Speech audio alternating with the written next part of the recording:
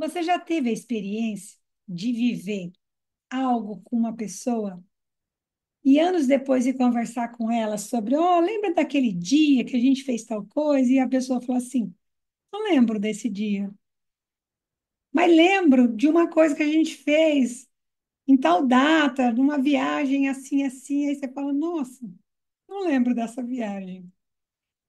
De coisas que a gente vive com outra pessoa, mas que cada um tem uma percepção e uma lembrança completamente diferente. Acho que conversa um pouco do que a gente falou no episódio anterior, né? De como que o trauma, que as situações que a gente vive, elas podem nos marcar. E a situação é o que acontece dentro da gente, porque a nossa percepção é totalmente diferente um do outro. Então, não é o externo, não é o que aconteceu fora, é como aconteceu dentro da gente. E eu estava lembrando disso e lembrei, nossa, vai ter 10 lembrei agora, tá? Porque o nome da canção é Eu Me Lembro. E me recordei dessa música, canção de Clarice Falcão, Eu Me Lembro. E eu vou ler para vocês, porque é muito interessante. Escutem, é de 2013, é maravilhosa. E ela vai contando de um encontro com um namorado, da história desse namoro.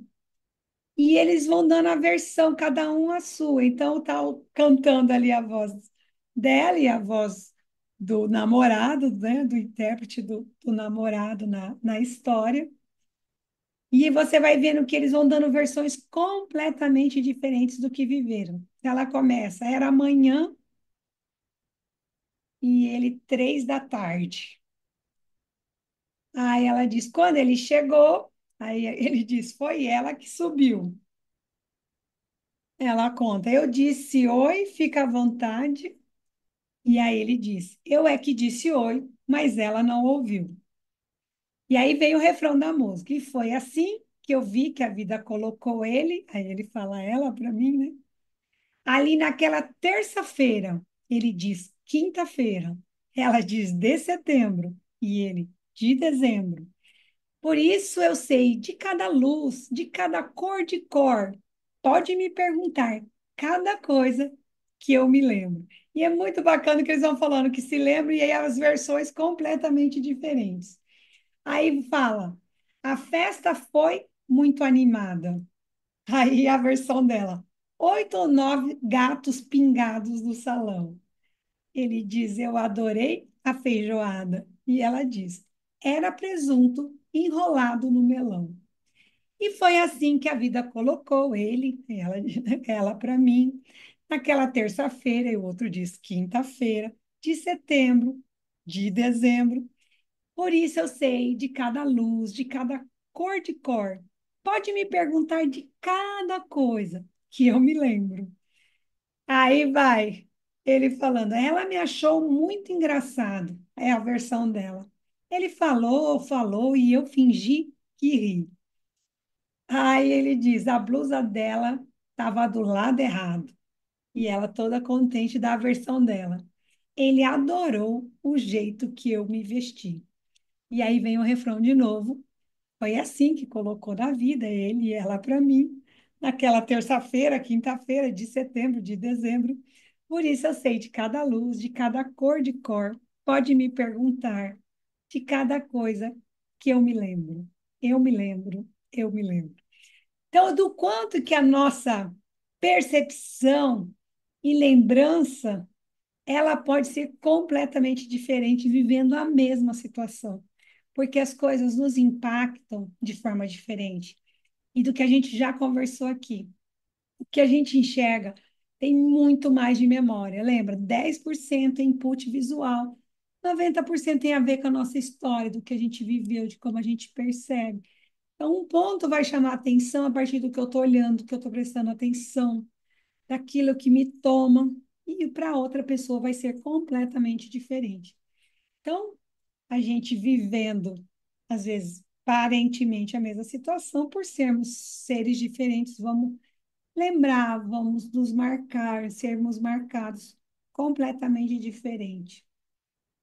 Então, pensando num processo, né, ao longo da vida, né, de como que a gente vai percebendo, é muito importante pensar, por exemplo, na maternidade. Porque às vezes a gente vai fazendo esse processo da melhor forma possível, mas tem a percepção do outro. Então, muitas vezes a gente vai fazer coisas super certas, mas que vão deixar marcas completamente diferentes no outro. Porque a forma como o outro vai perceber é diferente. Então, nesse exercício mesmo de a gente saber que não importa, né? Às vezes a gente vai fazer tudo certo e vai dar errado, às vezes a gente vai fazer tudo errado e vai dar certo. Em geral, as coisas não são assim, né? Ou um ou outro, obviamente. Então, a gente vai fazendo e acertando, vai dando errado, vai errando e vai dando certo. Porque a gente não tem nenhum controle sobre essa situação de como o outro percebe.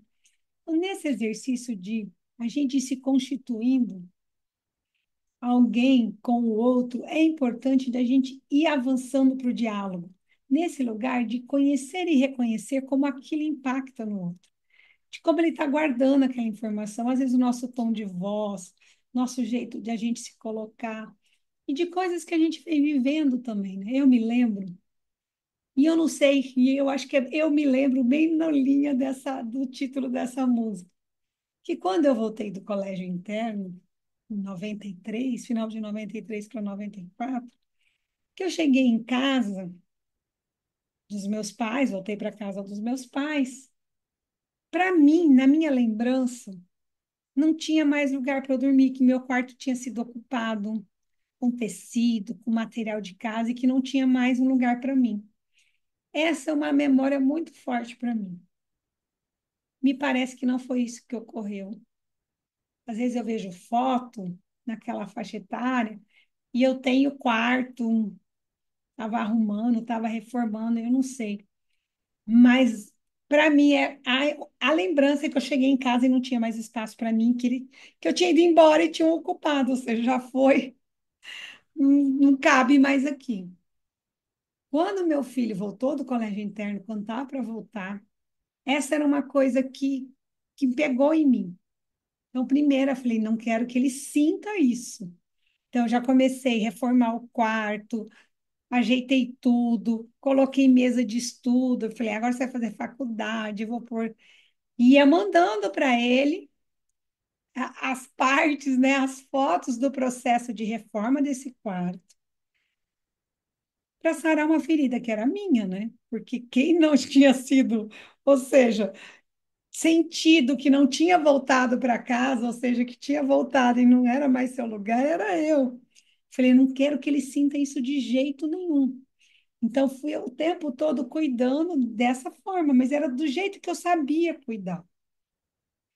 Porque foi uma coisa que me impactou. Pode ser que a volta dele não seria o quarto que ia impactar, né? Talvez fosse outro jeito, o jeito que a gente se organizou em casa, do jeito que eu passo a receber da nova mãe que ele encontra. Passaram-se 3 anos. Eu sou outra pessoa, né?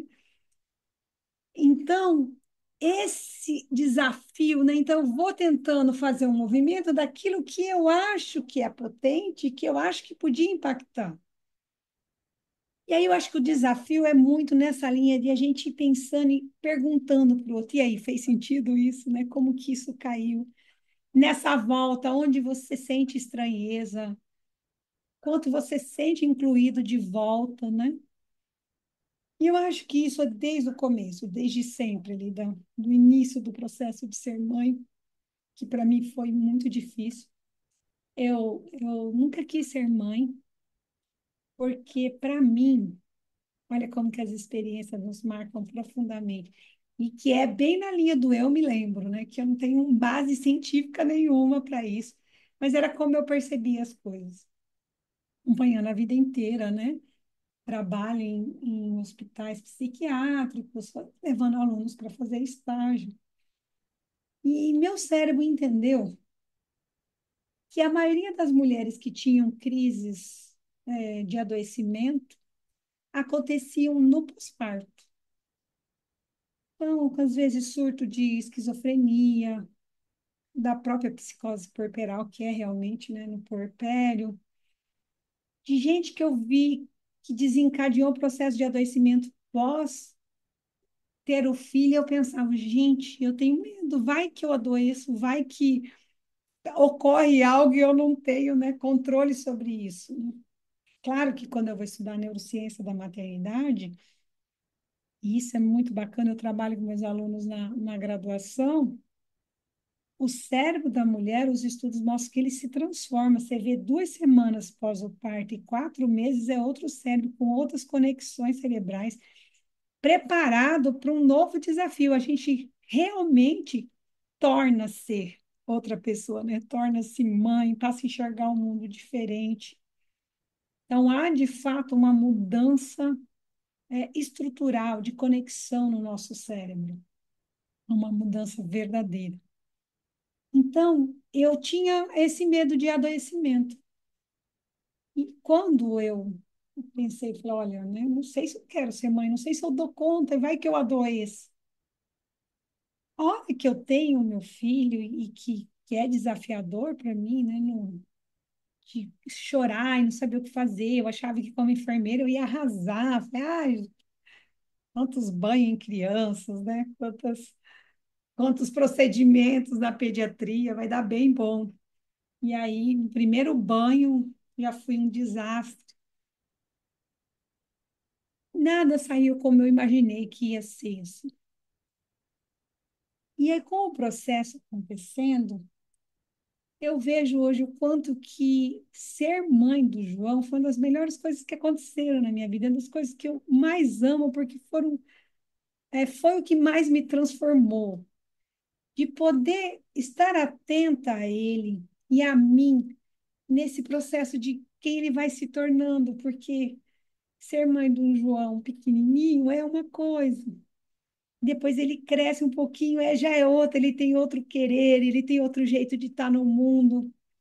E de ir ganhando essa competência de comunicar, de estar com, de enxergá-lo, de reconhecer também, de ver a minha mudança, de encontrar novo jeito, às vezes algo que estava super funcionando, que estava indo lindo, jeito de falar, daqui a pouco não funciona mais.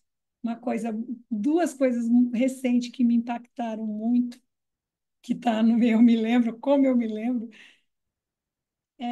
eu vou chamá-lo de manhã, falo, João, e ele se encolhe como se a voz estivesse irritado no profundo da alma. E eu me lembrei o quanto que eu detestava que me chamasse, o meu nome às vezes, assim, principalmente de manhã. Quando a gente estuda o livro O Cérebro Adolescente, você sabe que o cérebro adolescente acorda às 10, né? Que estudar de manhã, por exemplo, o adolescente é quase uma atrocidade que a gente faz na adolescência. Então, a hora que eu vi, falei, nossa, eu não quero nunca que ele sinta isso, de a minha voz incomodá-lo, né? Então, eu vou pensar um outro jeito de falar com ele, que não é chamando de manhã, que não é. Então, foi a única vez que eu fiz isso, que eu vi a reação corporal dele, mas muito baseado na minha história, né? Eu perguntei para ele, ele falou, não, é ruim mesmo, né? Fizemos um acordo, mas a minha percepção de estar atenta àquilo falava muito do que eu tinha vivido, né? Quando que eu vi o corpo encolhendo, eu falei, nossa, se ele sente metade do que eu senti, eu não quero que ele viva isso, porque era muito ruim, eu detestava mesmo, assim, eu não, chamava Cibele, às vezes, eu escutava, eu sentia um arrepio, às vezes, na alma, assim, né? Não queria escutar meu nome, tamanha demanda que aquilo me trazia, a gente não tinha a menor ideia, imagina, né? Eu sou do tempo da Barça, né? Não tinha essa letra lá, quando chama no que, quando a mãe chama de manhã, por que que a alma arrepia. Ora, claro, estudando hoje, entendendo o cérebro adolescente, eu sei o que acontece. Isso me ajuda demais, assim. A faculdade de psicologia, eu brinco que teve uma disciplina que era sobre adolescência. Ele era pequenininho, acho que tinha uns 8 anos. Eu anotava tudo, eu falava, posso usar isso aqui eu vou precisar. Então, é muito legal esse lugar de estar preparada para olhar, mas já olhar de um lugar que não é de uma mãe que se sente ferida, que é contra ela, né?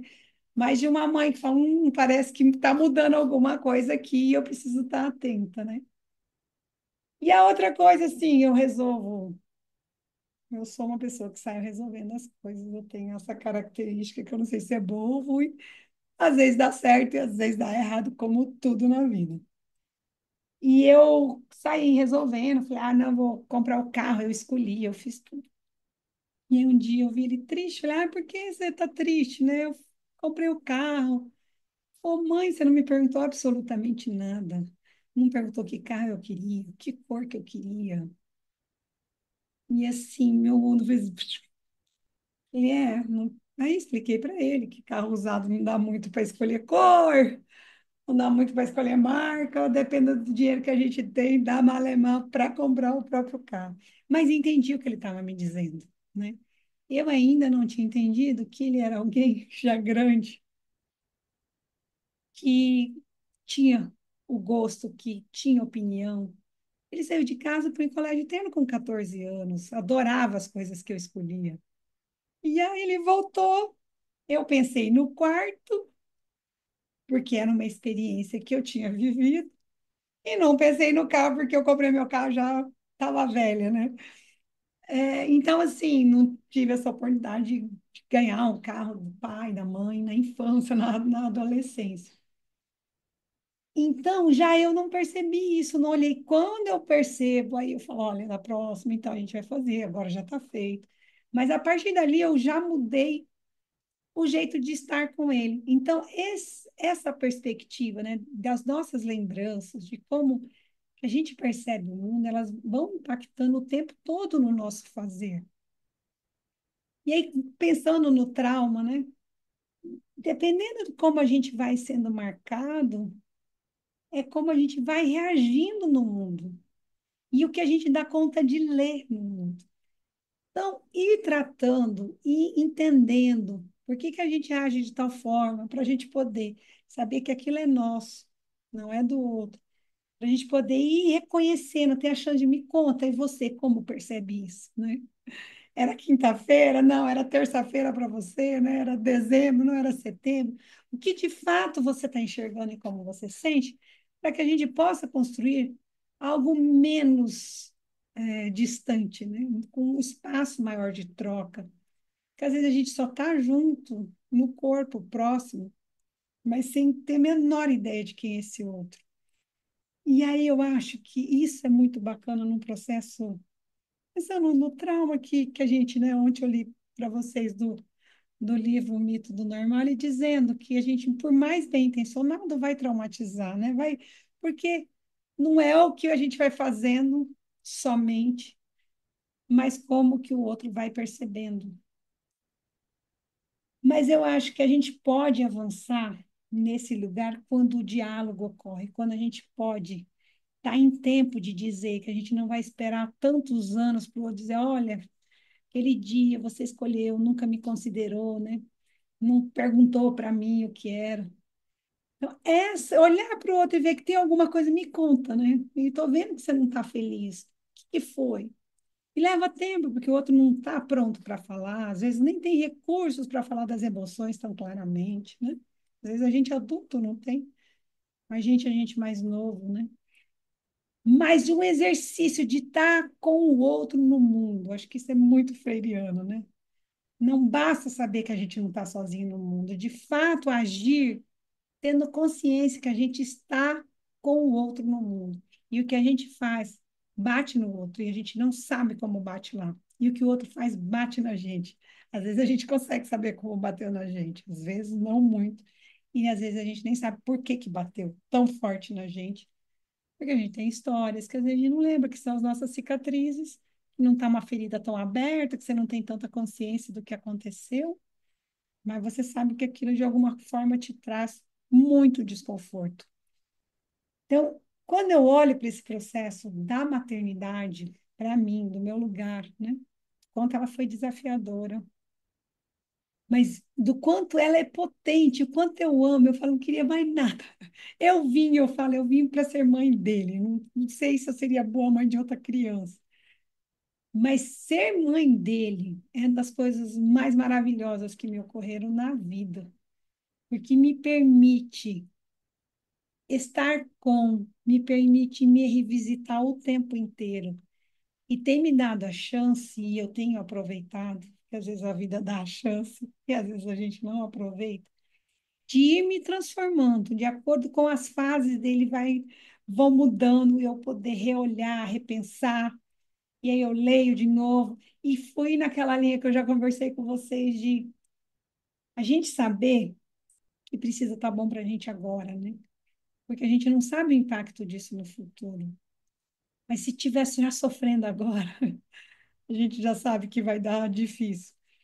Então, coisas que eu tinha feito escolha no início, né? De coloca no berço, porque o livro lá das mães francesas, 10 vezes acordar, 10 vezes vai botar no berço. Quanto aquilo foi difícil para mim. E depois que eu entendi que não tem um caminho, existe um caminho para ser construído eu e o meu filho. É nesse contexto, nessa casa que a gente vive, com a nossa própria história, né? É ela que precisa ser reconhecida e é a partir dela que a gente consegue avançar. Não tem esse lugar pronto do que fazer, porque nós somos únicos, com histórias únicas. E se a gente puder olhar um para o outro e nos conhecermos para decidirmos juntos, para avançarmos juntos, tem muito mais chance de ser potente do que igual eu fiz, pegar um livro e falar, não, né? Tem que, mesmo que acorda 10 vezes na noite, vai dormir 10 vezes de volta no berço. De um lugar de fazer o certo, e aí vamos pôr o certo entre aspas, a qualquer preço, a qualquer custo, que às vezes vai dar muito mais dor do que se eu tivesse olhado. Ó, parece que para ele não é tão fácil dormir sozinho, desse jeito. Parece que para mim acordar 10 vezes na mesma noite não está sendo um processo tranquilo, eu não estou conseguindo dormir, isso está me adoecendo. Talvez a gente precise encontrar um outro jeito, né? Mesmo que, sei lá, dizia os livros que mais para frente não ia dormir sozinho, não ia ser independente. Deixar para outra hora, né? O outro problema, né? Então, agora nós não estamos dormindo e tem alguém que não está dormindo. E é essencial duas pessoas dormirem, né? A criança para o desenvolvimento e eu para a sanidade, né? Já estava com o cérebro bem desenvolvido, mas não perder. A gente já viu a importância do sono na vida. Você perde, tem perda neuronal mesmo, né? Perda de função. Então, acho que olhar para isso do eu me lembro e saber que o outro percebe diferente e lembra de forma diferente, quanto poder conversar e entender como eu senti, como eu lembrei, como eu percebo, como eu percebi, e entender o outro é a chance de ter espaços de troca para a gente ir alinhando a rota, reconstruindo os caminhos, abrindo novas brechas para uma relação mais verdadeira e uma relação com mais chance de dar certo. E dar certo para nós, né? Não é dar certo numa perspectiva externa, mas de que a gente possa ir trabalhando as nossas potências, nossas dores, nosso limite, dentro de um espaço profundamente amoroso e dialógico. Eu sou Cibele e este é o Insights Pedagógicos.